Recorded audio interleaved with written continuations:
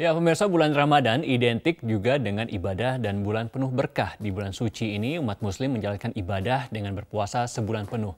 Meski demikian, berkurangnya waktu makan saat berpuasa ternyata tidak mengurangi jumlah pengeluaran. Seringkali pengeluaran rumah tangga, khususnya pengeluaran untuk biaya makan saat Ramadan justru bertambah. Mengapa demikian? Kita simak bersama informasi berikut ini.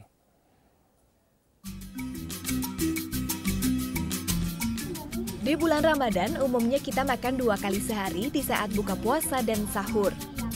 Meski hanya 2 kali waktu mengkonsumsi makanan, namun umumnya pengeluaran di bulan Ramadan membengkak bila dibandingkan bulan lainnya. Selain disebabkan kenaikan harga kebutuhan pokok pada bulan Ramadan, ternyata pilihan menu saat berbuka puasa juga menjadi penyebab utama borosnya pengeluaran saat Ramadan. Pada bulan Ramadan, aneka takjil, minuman dingin, dan makanan berat dapat dengan mudah ditemukan di sepanjang jalan. Ini menjadi salah satu faktor penyebab borosnya anggaran makan di bulan Ramadan. Kalau sekarang tuh lebih banyak pengeluaran di makanan-makanan kecil gitu, kayak harus bikin kolak gitu kan, atau pembukanya lah, maksudnya snack-snack kayak gitu. Untuk makanan padatnya sih ya juga bertambah, soalnya menyiapkannya kan harus 4 sehat 5 sempurna. Kalau pengeluaran untuk makan secara umum sih bertambah, secara umum itu. Belum lagi kalau persiapan untuk hari raya dan lain sebagainya gitu ya. So far sih bertambah ya, tambah banyak pengeluaran. Soalnya kan kita berdua kerja, anak-anak di rumah lagi liburan, jadi kita kadang beli makanan dari luar bawa ke rumah. Perencana keuangan Miker ini berpendapat membengkaknya pengeluaran khususnya biaya makan di bulan Ramadan merupakan sebuah sindrom. Ternyata secara psikologis orang yang puasa ketika dia nggak makan seharian itu ada sindrom udah sorenya namanya balas dendam. Jadi kepengen makan apa aja. Nah jadi dia jadi boros itu karena dia yang tadinya harusnya makannya lebih sedikit, betul sih. Cuma cemilannya jadi lebih banyak.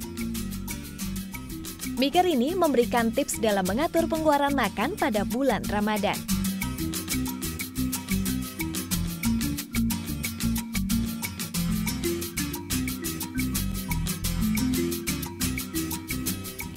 Jadi, besar kecilnya pengeluaran khususnya anggaran makan bergantung pada pilihan kita. Dari Jakarta, Eva Ratna, Romi, Metro TV. Ya, nah pemirsa, bagaimana agar mengelola anggaran belanja rumah tangga Anda agar tidak boros saat bulan Ramadan? Kita akan berbincang dengan pakar perencana keuangan Prita Gozi Hapsari yang tadi sudah ada di studio. Selamat sore Mbak Prita, apa kabar? Baik. Nah, kita bicara sore ini mengenai pengeluaran rumah tangga di bulan Ramadan. Kita tahu tadi sudah disampaikan dalam informasinya banyak pengeluaran yang tidak terduga. Justru di bulan Ramadan pengeluaran rumah tangga justru meningkat.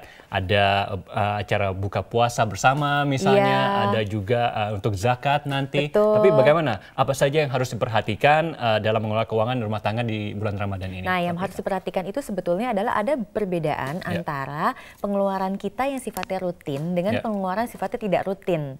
Yang rutin itu contohnya makan, bayar tagihan listrik, transportasi, dan lain-lain. Sedangkan yang tidak rutin itu yang misalnya bayar zakat, lalu THR untuk saudara dan lain-lain. Nah, kalau gaji kita harusnya hanya untuk pengeluaran yang rutin.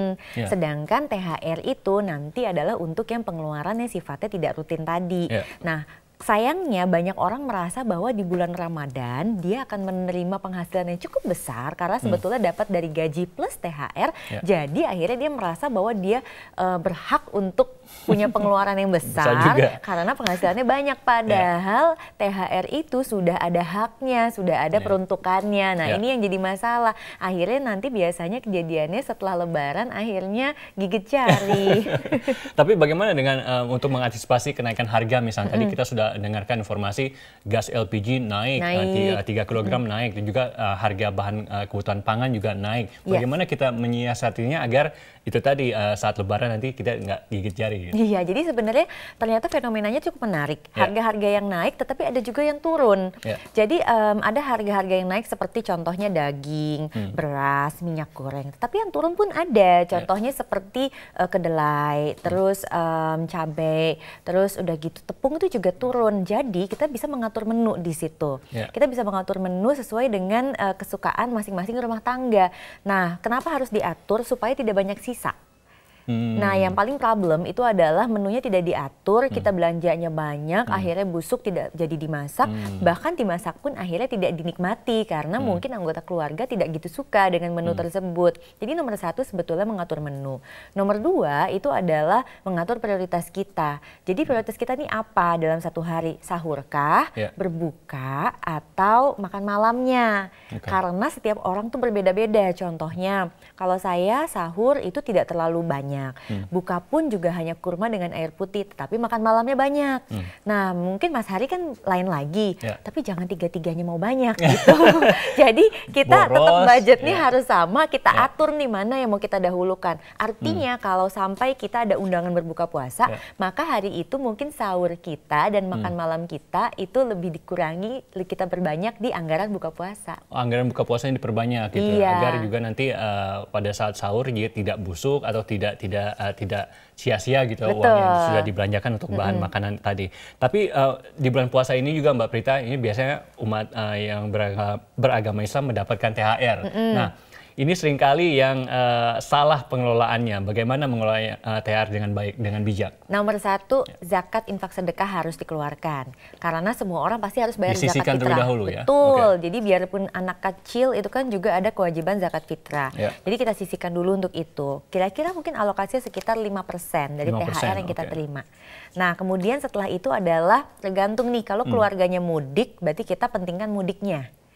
Tetapi kalau tidak mudik seperti saya misalnya, saya pentingkan di urusan lebaran. Tidak bisa dua-duanya kita mau dapat.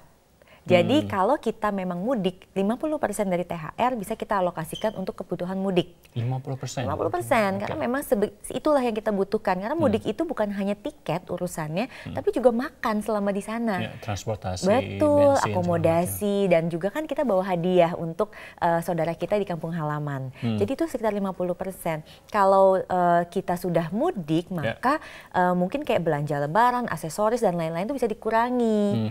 Nah, itu sekitar 30%. Jadi kita udah ada 50, 30 itu kan 80. Nah, 5% lah untuk zakat infak sedekah, kita masih punya 15. Nah, 15-nya ini sebetulnya usahakan 10% hanya jadi dana cadangan. Karena yakin betul pengeluaran kita akan bengkak. Nah, itu bagaimana? Tadi kita juga sempat mendengarkan informasi banyak juga warga masyarakat yang menggadaikan barangnya untuk kebutuhan lebaran nanti. Apakah ini suatu yang bijak juga bisa dilakukan? Menurut Mbak Prita bagaimana? Ya, jadi ini sebetulnya adalah kalau kita sampai menggadaikan barang, kita sudah sampai ke tahap nomor 3. Tahap nomor 1 adalah kita menggunakan THR.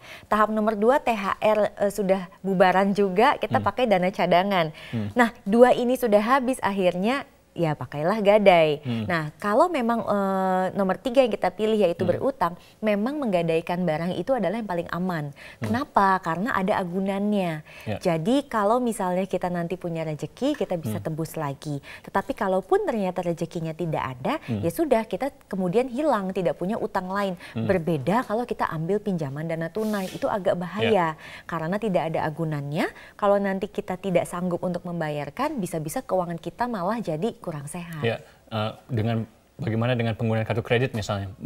Berbelanja kebutuhan lebaran dengan kartu kredit, apakah itu sesuatu yang bisa ditolerir atau tidak? Nah, problemnya gini, tidak semua orang bisa bijak dengan kartu kredit. Kalau yang bisa bijak, Mas Hari, itu tidak apa-apa. Jadi dia sadar, oke, dia gesek sekarang karena mungkin dia mau mencicil pembeliannya, lalu saat datang THR dia tinggal membayarkan. Yang bahaya itu adalah kita sekarang pakai kartu kredit, lalu THR pun sudah ada pemakaian yang lain, sehingga akhirnya hutangnya pun menumpuk. Sehingga kalau memang rumah tangga kita seperti itu, saran saya jangan pakai dulu kartu kreditnya. Jangan pakai dulu? Iya, kecuali kalau Anda bisa bijak. Tapi kalau rasa-rasa nggak bisa, waduh jangan deh.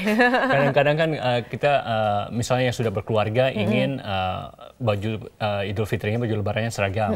Bapak, ibu, anak juga seragam. Ya, sekarang banyak ya seperti itu. Nah, itu kadang-kadang pengeluaran ini yang seperti ini yang tidak bisa diduga juga. Ini bagaimana mengantisipasinya? Nah, itu tadi prioritas. Prioritas. Kalau prioritasnya mau baju lebaran kembar, maka mungkin santapan lebarannya tidak bisa terlalu fenomenal. Tapi kalau mau santapan lebarannya fenomenal, mungkin baju lebaran kembar warna putih sama kembar juga. Mungkin Tapi kan kalau kita melihat ini seperti yang di layar saat ini banyak diskon ini, banyak pusat perbelanjaan yang menawarkan diskon dengan harga yang cukup miring. Ini bagaimana agar kita juga bisa menikmati hari raya Lebaran dengan baju baru, dengan sepatu baru. Ini agar juga tidak menjaga keuangannya ini menjadi ya pokoknya tetap sehat gitu. lah Ya, gitu tetap ya. sehat. Jadi gini, kita walaupun belanja itu juga nggak apa-apa. Ya. Tapi kan belanja itu sebenarnya bisa dari ujung kaki sampai ujung rambut gitu kan. Nah, kita pilih yang kita mau kembarkan apanya. Apakah pakaian atau sepatu. Kalau bisa tidak semuanya, tetapi kita pilih lalu kita bongkar lemari kita. Karena bisa jadi kita masih punya barang yang pernah kita pakai hanya satu kali. Jadi mungkin kita akhirnya tinggal mengembarkan anggota keluarga yang lain. Jadi akhirnya pembelanjaannya tidak untuk seluruh anggota keluarga. Oke, jadi bongkar-bongkar lah tuh lemari, lihat-lihat lah apakah masih ada barang-barang yang layak untuk dipakai lagi, digunakan lagi. Kalau ternyata tidak, bisa buat garage sale. Nah, itu juga bisa salah satu cara untuk mengumpulkan uang juga ya. Betul. Tapi mungkin terakhir tips dari Anda, Mbak Prita, untuk merencanakan keuangan rumah tangga di bulan Ramadan maupun persiapan menjelang Lebaran nanti. Nomor 1 adalah prioritas. Nomor 2 kita harus mencatat, karena tanpa mencatat kita tidak akan punya bayangan kita ini pengeluarannya akan seperti apa. Jadi Anda mumpung belum terima THR, kita sekarang harus membuat catatan. Nanti saat terima THR kita sudah tahu ini uang akan digunakan untuk apa saja. Nomor 3 adalah kita disiplin terhadap keuangan kita yang sudah kita atur sendiri. Cara disiplinnya kalau saya paling suka pakai pembagian rekening. Jadi di tabungan ini saya hanya taruh sekian rupiah untuk kebutuhan mudik. Tabungan yang lain mungkin hanya untuk kebutuhan Lebaran. Lalu mungkin untuk uang-uang kecil saya kumpulkan di uang elektronik. Jadi semuanya itu sudah ada pos-posnya. Nah kalau ternyata sudah diposkan seperti itu masih bablas juga, ya mungkin kalau sampai Anda terpaksa berhutang, betul pegadaian itu akan lebih baik. Jadi menggadaikan barang lebih baik karena kita sudah ada gunanya. Kalau ternyata Anda nanti punya rezeki, kita bisa tebus. Karena pegadaian adalah menyelesaikan masalah bukan dengan masalah. Tapi misalnya dari pengalaman Mbak Prita dengan klien misalnya, apakah THR yang didapat ini dihabiskan saja untuk keperluan Lebaran ataukah memang masih banyak juga ya yang dari pengalaman Mbak Prita dengan klien bisa disisihkan untuk investasi juga? Kalau klien yang memang sudah punya perencana keuangan tuh biasanya lebih disiplin memang. Jadi kita memang sudah paksa dia untuk pertama kita mencoba hapus utang dulu. Jadi kan dia mungkin punya utang rumah atau utang kendaraan yang bisa kita lunasi sedikit terlebih dahulu, itu kita dahulukan supaya utang kita berkurang. Kalau ternyata tidak, berarti dana cadangan. Lalu kalau dana cadangan sudah cukup, berarti investasi. Oke, baik. Terima kasih Mbak Prita atas analisanya sore ini di Ramadan kita. Terima kasih dan pemirsa demikian dialog kita. Sekarang kita akan jeda dulu dan kami akan kembali nanti dengan informasi terkait dengan tidak hanya pedagang lokal, makanan takjil juga dijual pria bule yang juga ikut menjaring berkah di bulan suci Ramadan ini. Kita akan hadirkan informasi selengkapnya sesaat lagi, tetaplah bersama kami.